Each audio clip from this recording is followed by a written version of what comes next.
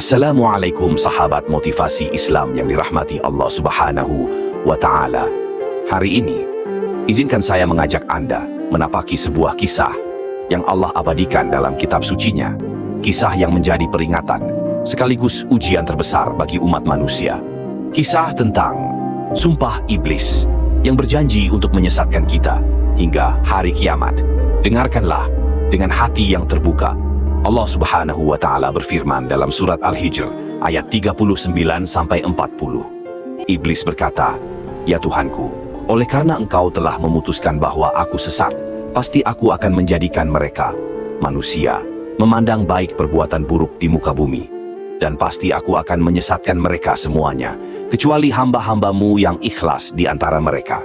Bayangkan, sahabat, saat itu Iblis baru saja menolak perintah Allah untuk sujud kepada Adam. Kesombongan telah menutup hatinya, membuatnya buta akan kebenaran. Ketika Allah memutuskan bahwa ia adalah makhluk yang sesat, bukannya bertaubat, ia justru menantang Allah. Ia bersumpah, bukan hanya untuk dirinya, tapi untuk menghancurkan keturunan Adam, yaitu kita semua.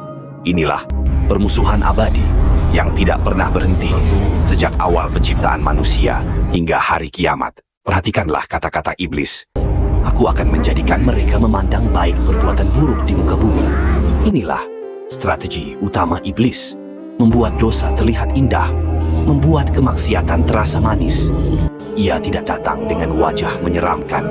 Ia datang dengan rayuan. Dengan godaan yang dibungkus keindahan. Dengan alasan-alasan yang seolah masuk akal. Sahabatku, betapa banyak manusia yang terjerumus.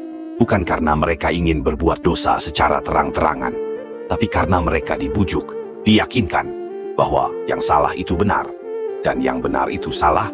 Strategi iblis di zaman modern. Di zaman modern ini, tipu daya iblis semakin halus. Ia bersembunyi di balik layar ponsel, di balik media sosial, di balik gaya hidup yang terlihat keren. Ia membisikkan, tak apa, semua orang juga melakukannya. Ia membisikkan, ini hanya hiburan, bukan dosa. Ia membisikkan, kamu masih muda, nikmati saja hidupmu. Lihatlah, betapa banyak yang meninggalkan sholat hanya karena sibuk bermain game atau tenggelam di media sosial, kecuali hamba yang ikhlas. Namun, Allah memberi kita kabar gembira, iblis tidak berkuasa atas hamba-hamba yang ikhlas. Siapa mereka? Mereka adalah orang-orang yang memurnikan ibadahnya hanya untuk Allah. Mereka tidak mudah goyah oleh pujian, tidak tergoda oleh harta, tidak takut miskin, tidak takut dicela. Mereka hidup dengan satu tujuan, mencari ridha Allah.